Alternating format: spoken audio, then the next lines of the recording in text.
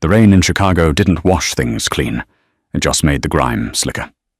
Donovan Kincaid stood by the floor-to-ceiling reinforced glass of his penthouse on the 45th floor of the Legacy Tower. Below him, the city was a grid of amber lights and misery. Behind him, the sound was deafening. It wasn't the sound of sirens or the rattle of a Thompson submachine gun. Sounds Donovan had grown up with since he was a runner for the Irish mob on the South Side. It was the high-pitched, jagged scream of a 6-month-old boy. Leo. The baby was red-faced, his tiny fists bunching the silk sheets of the custom-made crib. "Please," Donovan rasped. His voice, usually a baritone that commanded boardrooms and underground bunkers alike, was cracked. He looked at the formula bottle in his hand.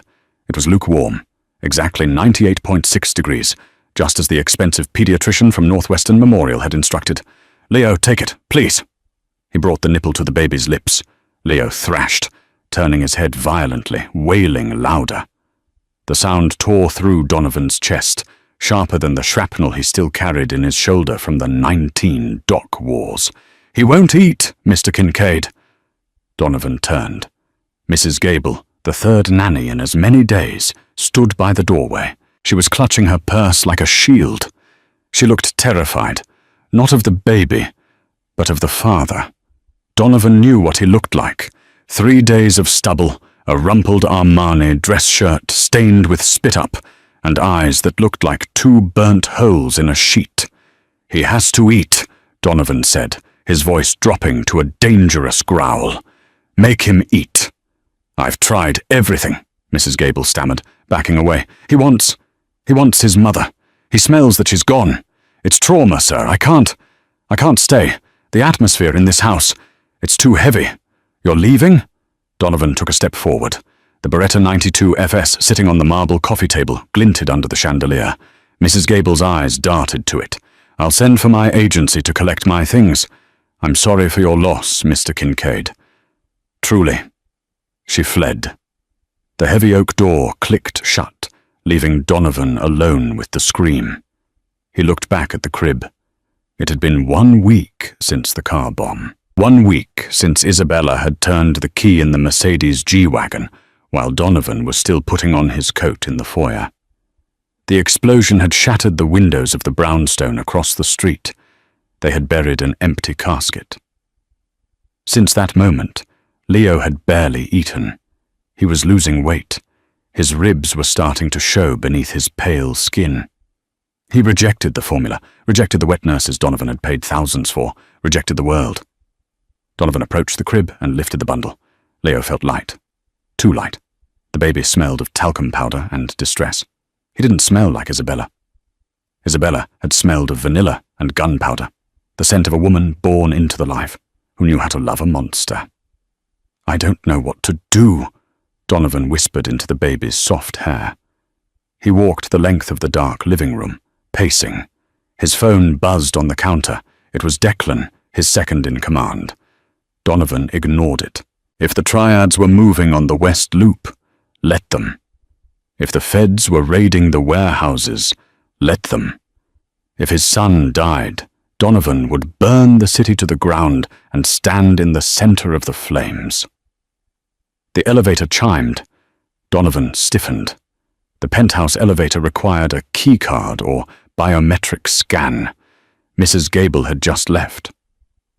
Declan knew better than to come up unannounced when Leo was in a state. He shifted Leo to his left arm and grabbed the Beretta with his right. He didn't raise it, just held it against his thigh, concealed by the shadows. The doors slid open with a soft hiss. A woman stepped out. She wasn't wearing a nanny's uniform. She wore a simple black trench coat, belted tightly at the waist, wet from the rain. She had dark hair pulled back in a severe, practical knot, exposing a neck that looked porcelain fragile but held high. She carried a duffel bag that looked heavy. Donovan raised the gun. "You have 5 seconds to explain how you bypassed security before I paint the walls with you." The woman didn't flinch. She didn't look at the gun. Her eyes, a striking shade of hazel, locked onto Leo. "Put the gun down, Mr. Kincaid," she said. Her voice was low, smoky, and devoid of fear. "You're scaring him. Who are you?" "The agency sent me. They said you were desperate. They said the last 3 quit. I didn't call the agency back. They have you on auto-dispatch for priority clients," she lied. Donovan knew it was a lie. He knew how the agency worked. But Leo let out a fresh, ragged scream that sounded like he was choking. The woman dropped her duffel bag. She walked toward him. She moved with a strange fluidity. Silent, balanced. A predator's walk, not a servant's. "Stop," Donovan warned, clicking the safety off. "He's hungry," she said, ignoring the weapon pointed at her chest. She stopped 2 feet from him. She smelled of rain and something else, something earthy, like sage. "He's starving, Donovan." The use of his first name stunned him. No staff member called him Donovan. She reached out. Her hands were slender, her nails short and unpolished. "Give him to me." "He hates strangers." "I'm not a stranger to pain," she said softly, "and neither is he." "Give him to me." Donovan hesitated. Every instinct in his body screamed that this was a hit. She was an assassin, a plant from the rival O'Connor family. She was going to snap Leo's neck and then shoot Donovan with his own gun. But then Leo looked at her. The baby paused his screaming for a microsecond, his tear-filled blue eyes widening. Donovan handed his son to the woman. She took him. She didn't cradle him like a porcelain doll. She held him firmly, secure against her chest, her hand supporting his neck with practiced confidence. She turned away from Donovan, shielding the baby from the sight of the gun. She began to hum. It wasn't a lullaby. It was a low, rhythmic melody, almost like a folk song from the old country.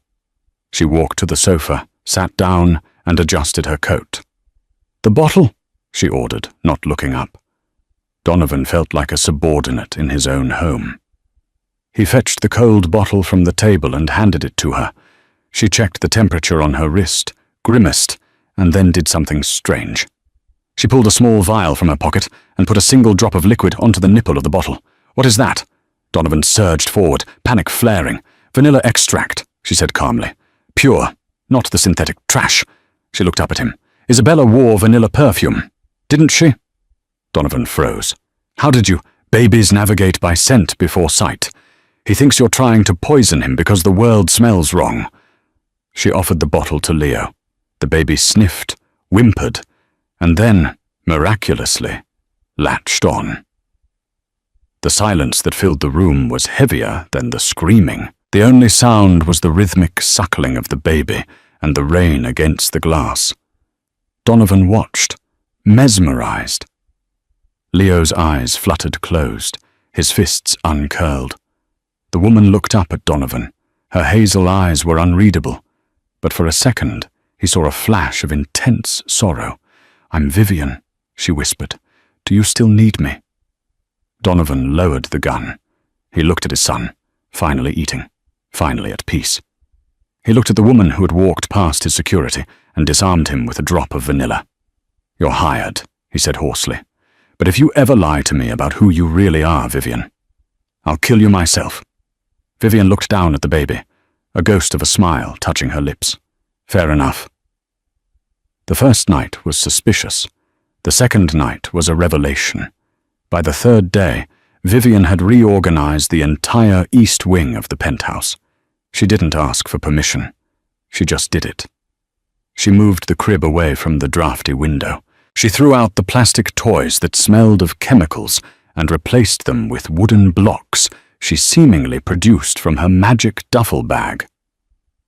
Donovan watched her on the security monitors from his study. He had high-definition cameras in every room, a necessity in his line of work. "Boss," Declan said, standing on the other side of the mahogany desk. Declan was a massive man, a former bare-knuckle boxer, with a nose that had been broken 3 times. He was scrolling through a tablet. "I ran her. Vivian Cross. Social Security matches a woman from upstate New York. Clean record. Worked as a governess for the Vanderbilt family in Rhode Island for 2 years. Before that, it gets a bit fuzzy. A gap of 3 years." "A gap?" Donovan lit a cigar, the smoke curling up towards the ventilation system. Says she was traveling, backpacking in Europe. Donovan narrowed his eyes at the screen. In the nursery, Vivian was changing Leo. Her movements were efficient, clinical, but earlier, when she had been chopping vegetables in the kitchen because she refused to let the chef make Leo's puree, Donovan had noticed something. She held the knife like a weapon, not a tool. When the ice maker had discharged a sudden clatter of cubes, she hadn't jumped.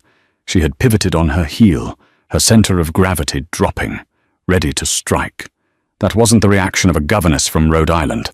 That was muscle memory. "Keep digging," Donovan said. "Check Interpol. Check the private contractor lists. Blackwater, Halliburton, the sweethearts in the desert. You think she's a merc?" Declan laughed, a dry, barking sound. "She's changing a diaper, Don." "She walked through my security, Declan. The front desk said the system was looped for 30 seconds. Just enough time for her to get in the elevator." Declan stopped laughing. "I'll look deeper." Donovan stood up. "I'm going in there." He walked to the nursery. The door was ajar. He pushed it open. Vivian was sitting in the rocking chair, Leo asleep on her shoulder. The room was dark, lit only by the city glow. She didn't look up, but he knew she heard him. "He's out for the count," she whispered. "You moved the crib," Donovan said, leaning against the doorframe. He had removed his suit jacket, rolling up the sleeves of his white shirt. The tattoos on his forearms, Latin script and geometric lines, were visible. The air vent was blowing directly on his chest. He was developing a cough. "You could have asked. You were busy deciding who to whack in the South Loop," she said. Donovan went still. The air in the room changed, temperature dropping. "I run a logistics company, Vivian." Vivian stood up slowly, transferring Leo into the crib with infinite gentleness. She tucked the blanket around him. Then she turned to face Donovan. In the half-light, she looked severe, beautiful, and dangerous. "Mr. Kincaid," she said, walking over to him so they were inches apart. "I cleaned your shirt yesterday. It smelled of sulfur and cordite. I found a 9mm casing in the cuff of your trousers, and 3 men in a dark sedan have been parked across the street for 6 hours watching this building." She looked him in the eye. "I don't care what you do. I don't care who you kill. My job is that boy. And right now, your logistics are putting him in danger." Donovan felt a strange pull in his chest. It wasn't just anger, it was respect. Isabella had been the only one who dared to speak to him like this. "If you know what I am," Donovan said, his voice low, "then you know you can't just leave." "I'm not leaving," she said. "I told you. He needs me. And what do you need, Vivian? Everyone wants something. Money? Protection?" She looked away towards the window. For a moment the mask slipped. He saw exhaustion in her posture. "Redemption," she murmured, so quiet he almost missed it. "From what?" "Everyone has ghosts, Donovan. Yours are just louder than most." She moved to step past him, but he caught her arm. His grip was firm, her muscles bunched under his touch, hard, defined. "The sedan across the street," he said. "What make?" "Chevy Suburban, 2024 model, armored glass, Maryland plates. They aren't cops. Cops don't have the patience to sit for 6 hours without a coffee break. They're pros." Donovan released her arm. His blood ran cold. Maryland plates usually meant one thing. The Bratva had outsourced to mercenaries from D.C., or worse, a federal task force operating off the books. "Stay in the nursery," Donovan ordered, his demeanor shifting instantly from curious father to warlord. "Lock the door. Don't open it unless you hear my voice." "Donovan," she said. He paused. "If they come up here," she said, reaching into the pocket of her dress, "don't worry about Leo." She pulled out a hairpin. It was long, metal, and filed to a needle-sharp point. She twirled it once between her fingers before tucking it back into her hair. "I'm very good at cleaning up messes." Donovan stared at her. a maid with a shiv in her hair. He nodded once, turned and walked towards the living room. He pulled his phone out. "Declan, get the boys up here, now, and bring the heavy bags. We have company." As he loaded a fresh magazine into his Beretta, Donovan realized two things. First, the war he thought was paused had just restarted. And second, the woman in the nursery was the most dangerous thing in his house. And for the first time since Isabella died, he didn't feel entirely alone. The silence in the penthouse was worse than the noise of the city. Donovan had cut the main power breaker himself, plunging the 45th floor into an abyss of shadows. He crouched behind the massive granite island in the kitchen, the Beretta heavy and warm in his hand. He had a spare magazine clenched between his teeth. "Declan," he whispered into his earpiece. "Status." "Elevators are disabled, boss." Declan's voice crackled, breathless. "But they aren't coming up the tubes. They're repelling. Roof access. They're coming through the terrace." Crash. The sound of reinforced glass shattering in the living room confirmed it. A canister skittered across the marble floor, hissing. "Smoke! Tear gas!" Donovan didn't wait. He moved. He rolled out from behind the island, firing 3 controlled shots into the swirling grey smoke. A shadow grunt and fell. "One down," Donovan muttered. He pulled his shirt up over his nose. The gas was acrid, burning his eyes. Automatic gunfire erupted from the smoke, chewing up the drywall behind him. Donovan dove behind a leather armchair. He was pinned. He could hear boots crunching on the glass, heavy tactical boots. There were at least 4 of them. "Move right! Flank him!" a voice shouted. It was an American accent. Clinical. Professional. Donovan popped up, fired 2 rounds, and ducked back. He hit one in the vest. The man stumbled but kept coming. Body armor. These guys were geared for war. "Nursery!" one of the attackers yelled. "Secure the asset!" Donovan's heart stopped. The asset. They meant Leo. "No!" Donovan roared. He abandoned cover, surging forward with a primal desperation. He caught the closest mercenary with a bullet to the throat, finding the gap above the Kevlar.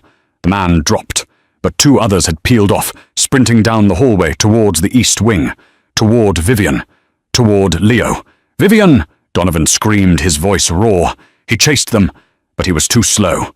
A mercenary turned and unleashed a spray of bullets that forced Donovan to dive into the guest bedroom doorway.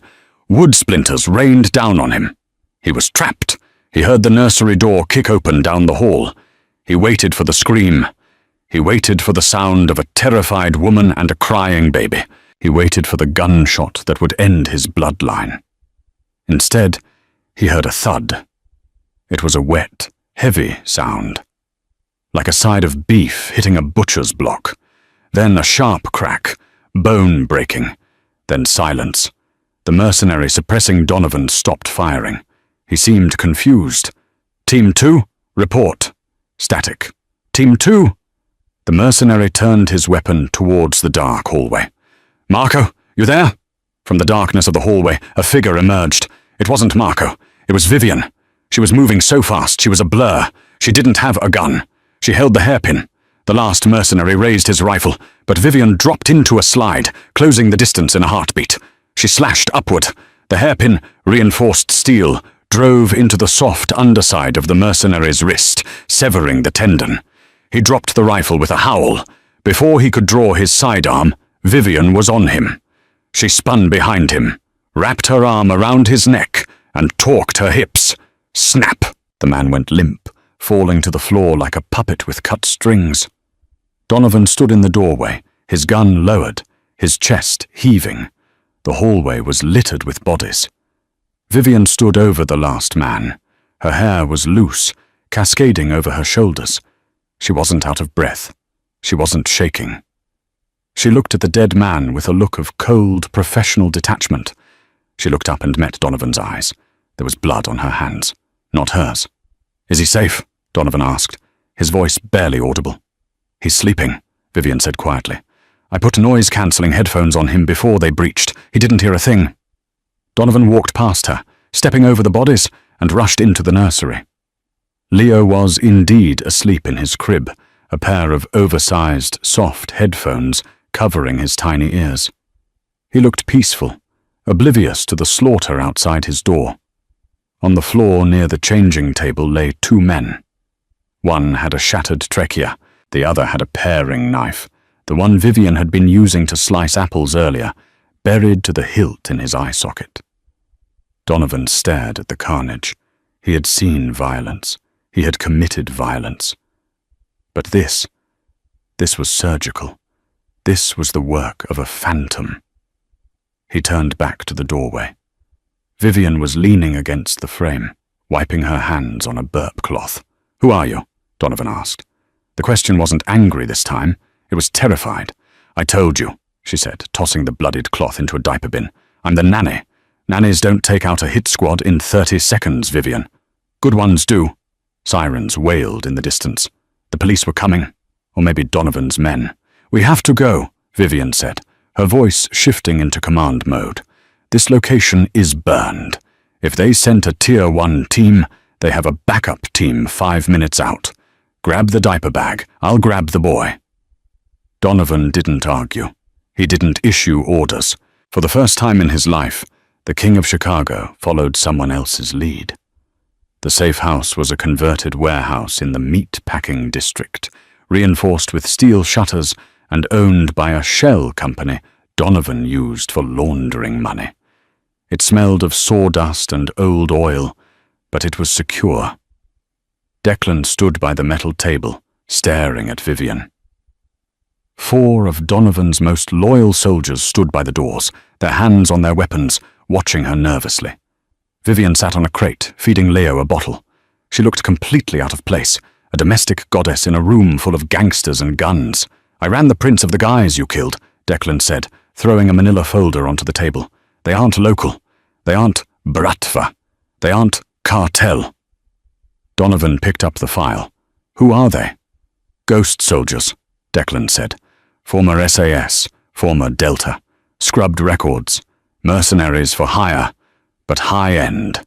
The kind that cost 10 grand a day." Donovan looked at Vivian. "Who pays 10 grand a day to kidnap a baby?" Vivian didn't look up from Leo. They weren't there to kidnap him, Donovan. They were there to leverage him. Leverage for what? To get to the ledger. The room went silent. Donovan froze. "What ledger?"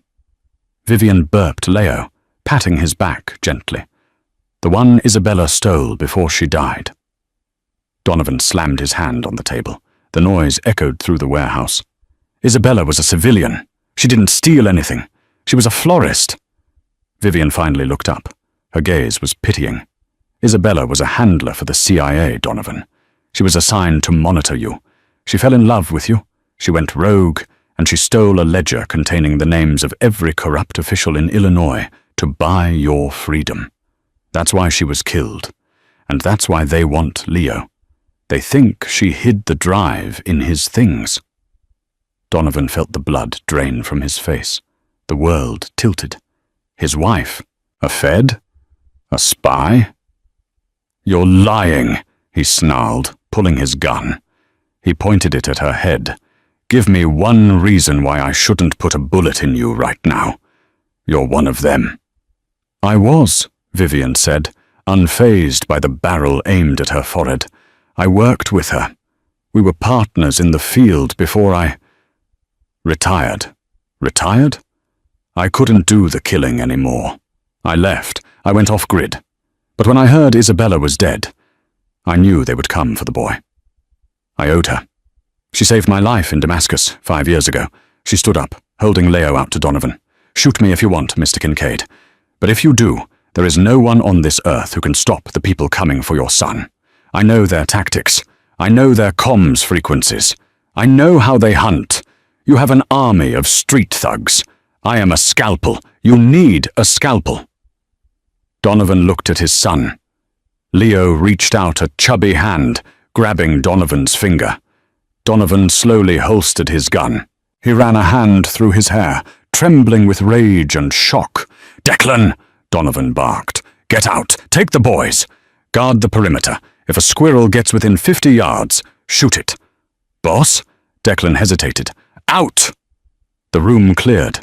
Donovan and Vivian were alone in the vast, dim warehouse.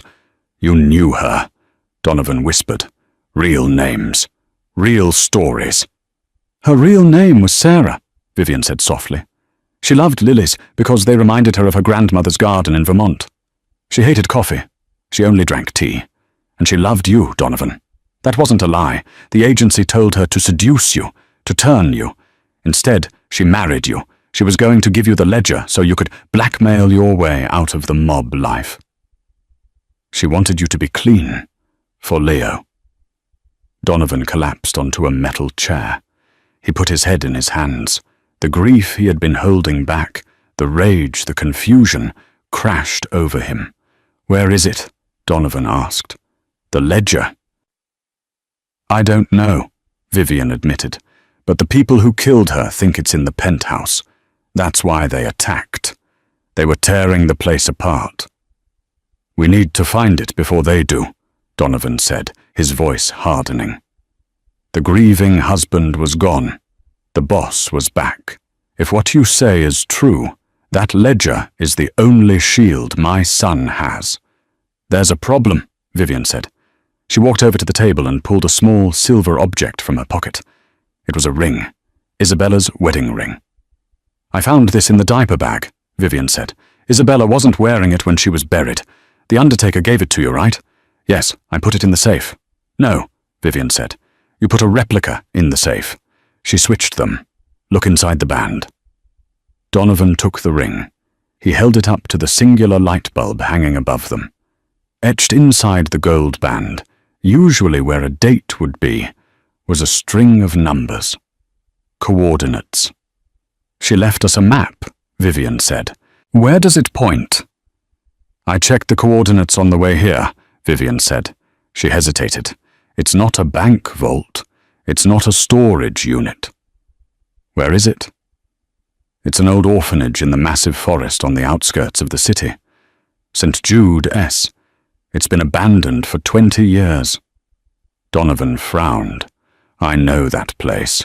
That's where—" He stopped. "That's where you grew up, isn't it?"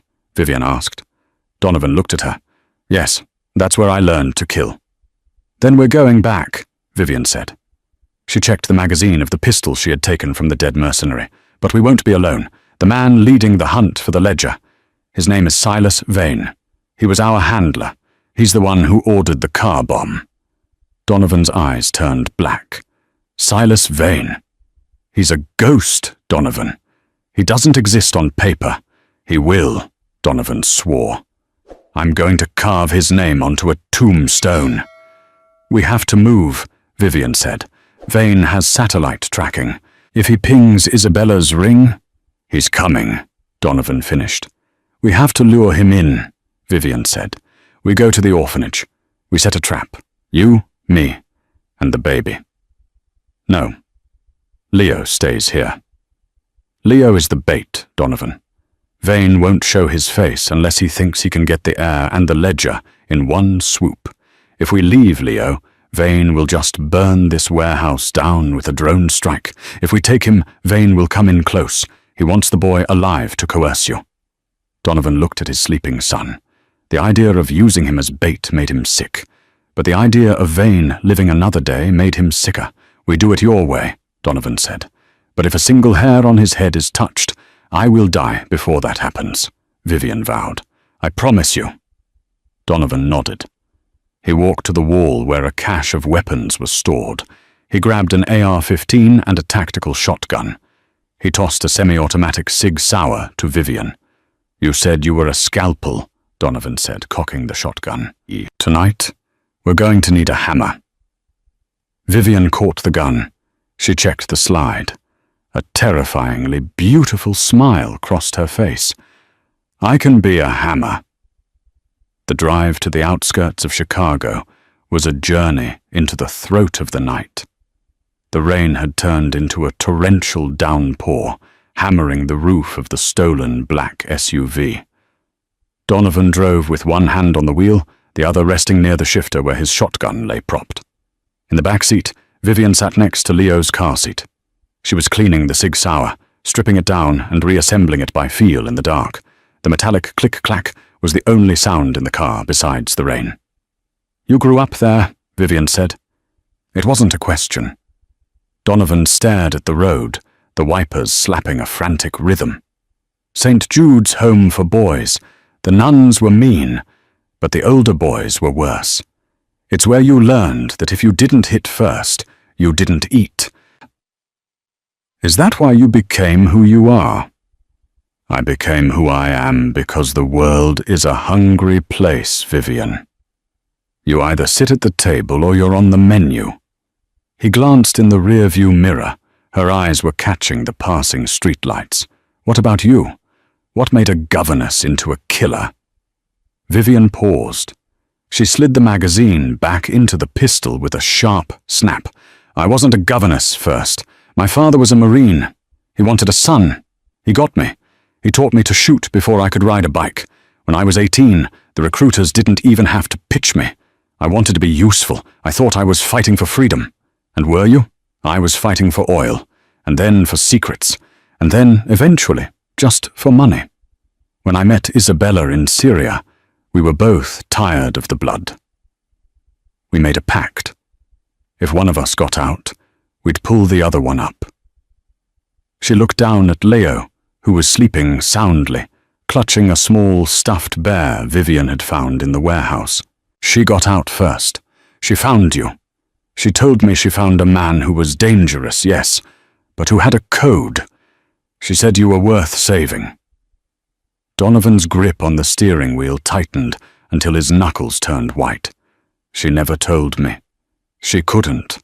Secrets keep you safe until they kill you. They turned off the main highway onto a gravel road that wound through a dense, skeletal forest. The trees clawed at the sky, bare branches shaking in the wind. At the end of the road, looming like a tombstone against the grey clouds, stood St. Jude S. It was a Victorian monstrosity of red brick and crumbling stone. The windows were boarded up, looking like bruised eyes. The front gates hung off their hinges, rusted open in a permanent scream. "Kill the lights!" Vivian ordered. Donovan cut the engine and the headlights. They rolled to a stop in the shadow of the old bell tower. "We have 20 minutes, maybe less," Vivian whispered. "Vane will track the ring's GPS to this exact radius. Then he'll deploy drones." Donovan grabbed the shotgun and the diaper bag. Vivian hoisted Leo into a tactical carrier strapped to her chest, shielding him with her body and her trench coat. They moved towards the building. The front door was chained, but Donovan knew the way. He kicked a rotting board loose on the basement window well. They slid into the darkness of the cellar. The smell hit Donovan instantly. Mold, coal dust, and the stale memory of fear. He navigated the labyrinth of the basement by memory, leading them up a narrow servant staircase that spilled out into the main chapel. The chapel was cavernous. Rows of overturned pews lay like fallen dominoes. The altar was covered in graffiti and bird droppings. A large wooden crucifix still hung on the wall, though Christ was missing an arm. "The coordinates," Vivian said, checking the ring again under the beam of a tactical flashlight. "They point to the north wall, the confessional." They walked to the wooden booths on the side of the chapel. The velvet curtains had rotted away. "Box 2, Donovan said. That was where Father Merrick sat. He was the only one who didn't hit us. Donovan stepped into the confessional. He knelt on the dusty kneeler. He ran his hand under the narrow shelf where the Bible used to sit. His fingers brushed against something taped to the wood. "Got it," he whispered. He pulled it loose. It was a small, waterproof black pouch. He ripped it open. Inside was a silver flash drive and a folded piece of paper. Donovan unfolded the paper. It was Isabella's handwriting. Scrawled in a hurry, shaky, *, Donovan, if you're reading this, I'm gone. I'm sorry I lied. I'm sorry I brought my war into your house. The drive has the names, the accounts, everything Vane and his syndicate have been doing. Selling state secrets to the cartels, fixing elections. It's your insurance. But it's also a target. Vane won't stop, won't. He doesn't just want the drive. He needs to erase the evidence. I love you. I loved the life we built. It was the only real thing I ever had. Protect our boy. Asterisk Bella asterisk. Donovan felt a tear hot and sharp in his eye. He blinked it away. He shoved the drive into his pocket. We have it, he said, his voice thick. Good, Vivian said. She was standing by the chapel doors, peering through a crack in the wood. Because they're here. Donovan joined her. Through the gap, he saw headlights cutting through the forest. Not just one car, a convoy. 3 armored SUVs and a mobile command van. They fanned out in a semicircle around the front entrance. Men spilled out, heavy hitters, night vision goggles, suppressors, body armor. In the center, stepping out of the lead SUV, was a man in a pristine white wool coat. He was tall, thin, with silver hair slicked back. He held a cane, not because he limped, but because it looked elegant. Silas Vane, Vivian whispered. The name sounded like a curse. He brought an army, Donovan noted, counting 12 men. He wants to make sure, Vivian said. She turned to Donovan. This is the kill box. The chapel has 1 entrance, 1 exit. Thick stone walls. If we hold the altar, we force them into the fatal funnel of the center aisle. And if they flank us? I rigged the side doors with the claymores we took from the warehouse, Vivian said calmly. Donovan looked at her with a mix of horror and admiration. When did you have time to do that? While you were crying over the letter, she said, not unkindly. Focus, Donovan. This ends tonight. She unstrapped Leo from her chest. Put him behind the altar. It's marble. Bulletproof. Donovan placed the carrier behind the heavy stone altar. Leo was awake now, his eyes wide, looking at the shadows dancing on the high ceiling. Stay quiet, little lion, Donovan whispered. He kissed his son's forehead. He stood up and racked the shotgun. Vivian took a position behind a fallen pillar on the left. Donovan took the right. Outside, a voice boomed over a loudspeaker. It was smooth, cultured, and terrifying. Mr. Kincaid, Vivian, I know you're in there. It's a dreadful night for a church service, isn't it? Donovan stayed silent. I don't want a mess, Vane's voice continued. Give me the drive. Give me the child. And you two can walk away. You can disappear. I'm feeling generous. Donovan looked at Vivian. She shook her head. He's lying. Come and get it, you son of a bitch, Donovan roared. There was a pause. Then Vane sighed over the speaker. Very well. Burn it out. The first thing to happen was the windows. Simultaneously, 4 canisters of tear gas smashed through the boarded-up stained glass, hissing as they hit the pews. Masks! Vivian shouted. Donovan pulled a respirator from the bag. Vivian had packed them, and shoved it over his face. He tossed one to Vivian, who pulled it on. She threw a heavy plastic tarp over Leo's carrier behind the altar to seal him from the gas. Then the doors exploded. A breaching charge blew the heavy oak doors off their hinges, sending splinters flying like shrapnel. Through the smoke, the laser sights cut green beams. The first wave entered. 3 men, moving in a tight wedge formation. Donovan didn't hesitate. He popped up from behind the pillar and unleashed the tactical shotgun.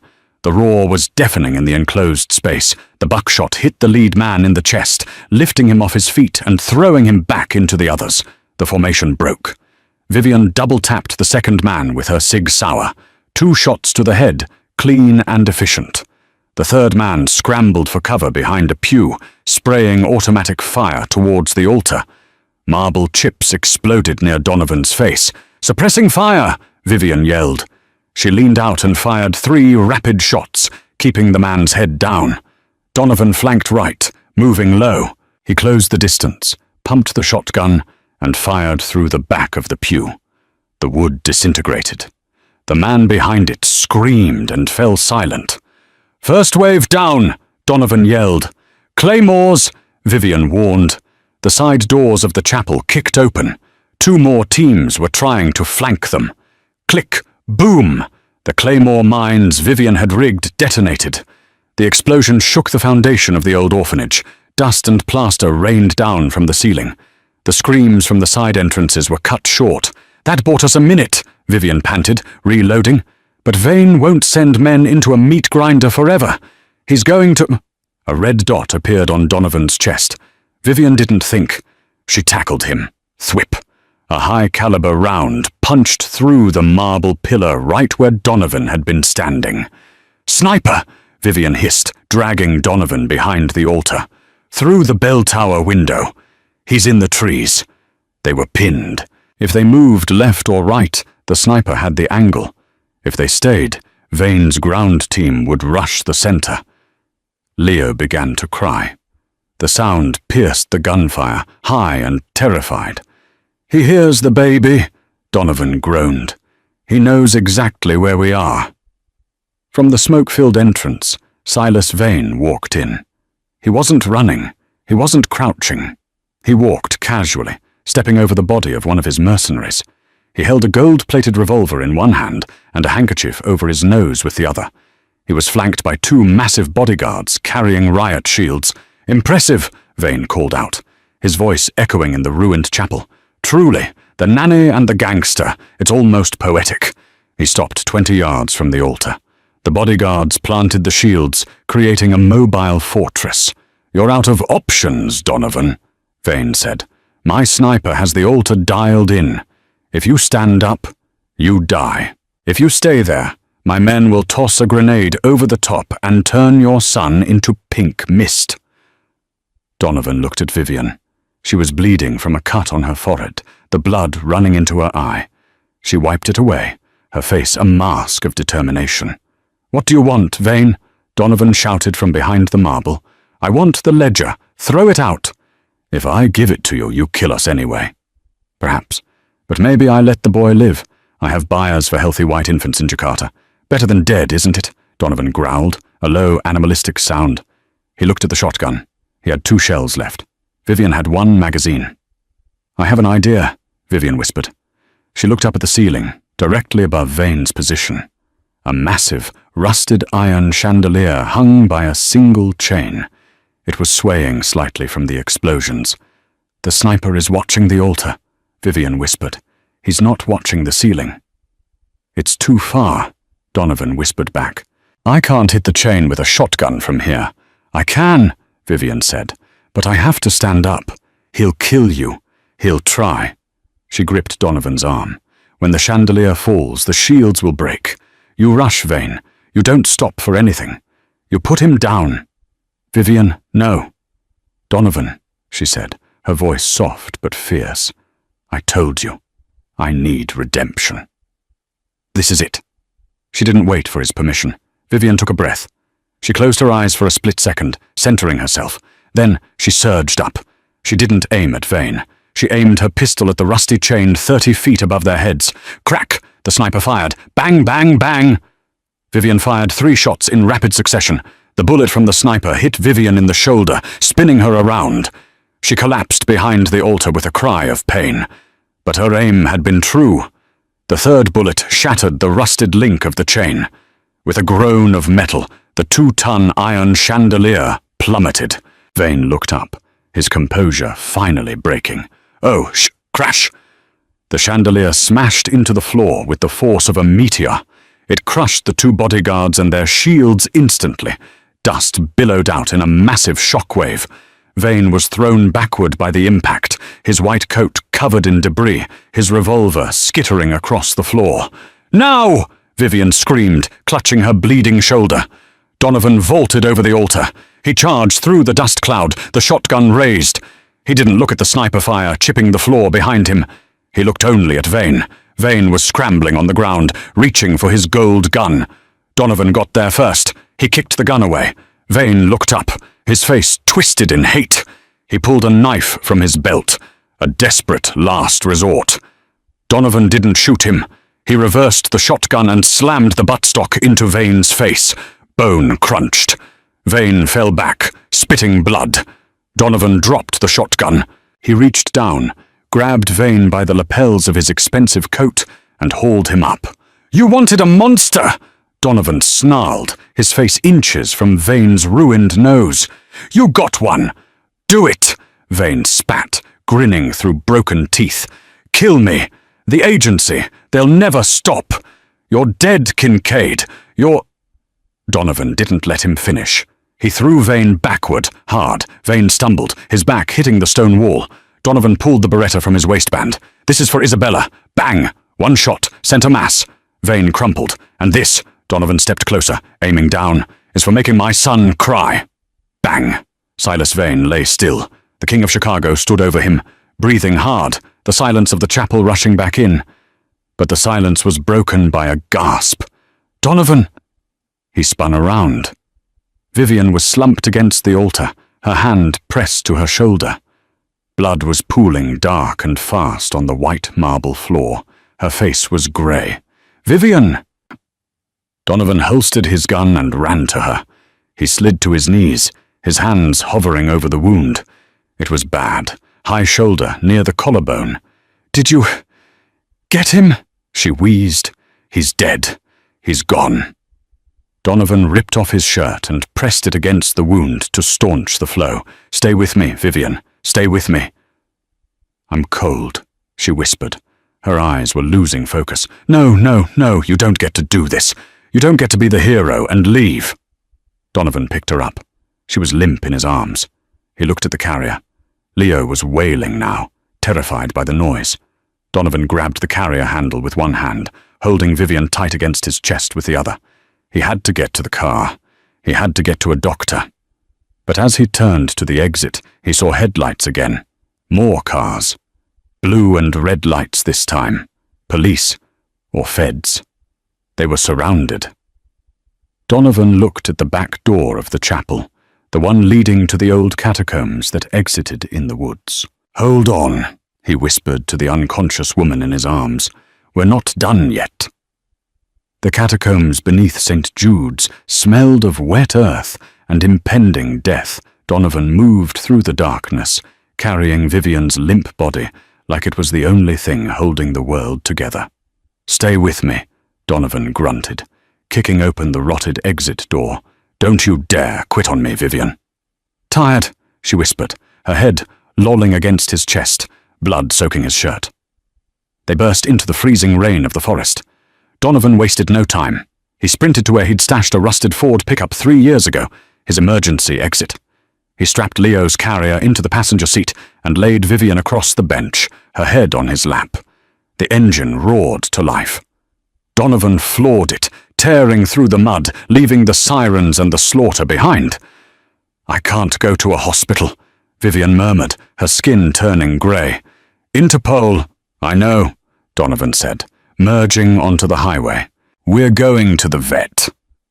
Dr. Arthur Sterling lost his medical license in '98 for operating on mobsters. Now he ran a dilapidated clinic in Pilsen. When Donovan kicked the back door in, Sterling turned pale. "Jesus, Don, is that a woman?" "Gunshot wound, high shoulder. Fix her. I treat golden retrievers now. I don't have the anesthesia for—" Donovan slammed Sterling against the wall. "She saved my son. If she dies, you die. Fix her." The next hour was an eternity. Under the harsh buzz of fluorescent lights, Donovan sat on a plastic stool, rocking Leo, while the disgraced doctor worked. The rhythm of the heart monitor was the only music. Beep, beep, beep. Donovan looked at Leo. The baby watched the surgery with wide, curious eyes. "She's going to be okay," Donovan whispered, trying to believe it. "She's a tank. She's a scalpel." Finally, the clatter of metal ceased. Sterling pulled down his mask, sweating. "She's stable," he exhaled. "Missed the artery by a millimeter. She's strong." Donovan stood up and walked to the metal table. Vivian looked pale, like a marble statue, but her chest rose and fell. He brushed a strand of hair from her forehead. "You're hired," he whispered, "permanently." 6 months later.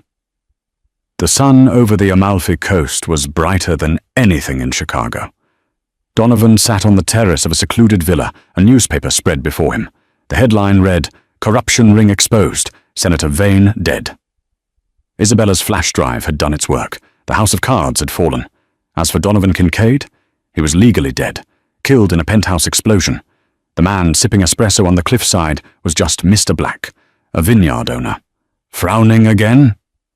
Vivian stepped onto the terrace. She wore a white sundress, the scar on her shoulder barely visible under the strap. She looked radiant, the shadows of the assassin gone from her eyes. Leo, now a year old and crawling with terrifying speed, zoomed past her and grabbed Donovan's leg. Donovan scooped him up, listening to his son's laugh, a sound that had once seemed impossible. "We need to go to the market," Vivian said, smiling. "We're out of vanilla." Donovan stood up, moving close to her. The scent of lemon and sea salt surrounded them. "You could have left," he said softly, "after the surgery. You had the money. You could have disappeared alone." Vivian reached up, straightening his collar. "I know." "Why didn't you?" "Because I found something here I never found in the agency," she whispered. "A home, and a man who knows that even monsters can be saved." Donovan took her hand, interlacing their fingers. "I don't know if I'm saved, Vivian, but I know I'm not alone." "No," she agreed, leaning her head against his chest. "You're not." Donovan looked out at the glittering Mediterranean, then back at the woman who had walked through the rain and changed everything. "Vivian? Do you still have that hairpin?" She laughed, a low, throaty sound. "Always." "Why?" Donovan kissed her forehead. "Just checking. Remind me never to make you angry. And that is how the mafia boss and the assassin found peace, not by escaping their pasts, but by fighting for their future. They say blood is thicker than water, but sometimes the family you choose is the strongest bond of all." Wow, that was a ride. I honestly didn't think Vivian was going to make it out of that chapel.